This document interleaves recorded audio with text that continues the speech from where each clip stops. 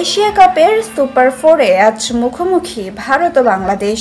এই ম্যাচ ঘিরে যেমন সমর্থকদের মধ্যে উত্তেজনা, তেমনি ক্রিকেট বিশ্লেষকদের কাছ থেকেও আসছে নানা পূর্বাভাস।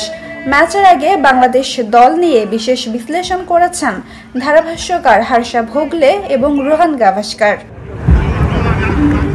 বাংলাদেশের ওপেনিং জুটি, মিডল অর্ডার এবং বোলিং আক্রমণ নিয়েই তাদের মূল্যায়ন। বিশেষ করে মুস্তাফিজুর রহমান, তানজিম সাকিব, সাইফ হাসান ও তাওহিদ হৃদয়ের প্রসঙ্গ উঠে আসে ভোগলের কথায়।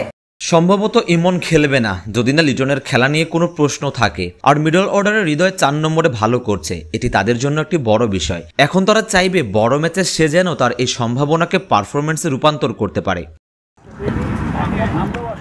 বোলিং আক্রমণের শক্তি নিয়েও আত্মবিশ্বাসী ভোগলে।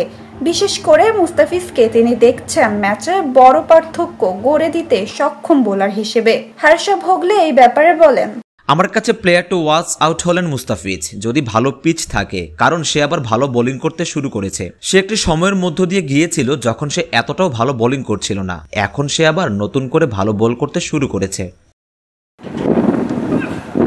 তবে ভোগলের চোখ এড়ায়নি তানজিম হাসান সাকিবও, যদিও দল ব্যবস্থাপনায় তিনি জায়গা পাচ্ছেন না।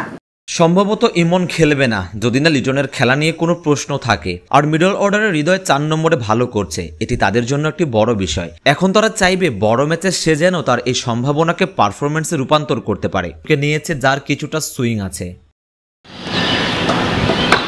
অন্যদিকে রোহান গাভাস্কার মনে করেন বাংলাদেশের সম্ভাবনা বাড়াতে হলে রাখতে হবে পারভেজ হোসেন ইমনকে।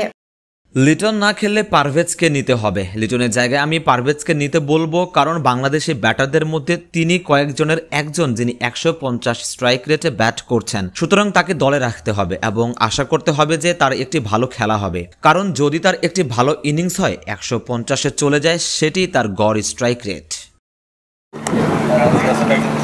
শুধু তাই নয়, বাংলাদেশের মিডল অর্ডারের গুরুত্বপূর্ণ নাম জাকের আলীকেও প্লেয়ার টু ওয়াচ আউট হিসেবে দেখছেন তিনি।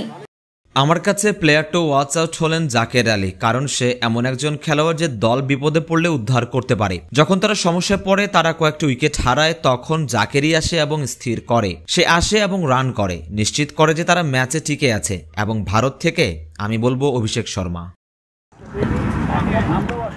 ভারত বাংলাদেশের এই লড়াই ঘিরে সমর্থকদের প্রত্যাশা যেমন আকাশচুম্বী, তেমনি বিশ্লেষকরাও চোখ রাখছেন বাংলাদেশের নতুন প্রজন্মের ক্রিকেটারদের দিকে। সুপার 4-এ এই ম্যাচে কে হবেন আসল গেম চেঞ্জার, সেটাই এখন দেখার বিষয়। নাজিফা তাসনিম, ক্রিকেট 97।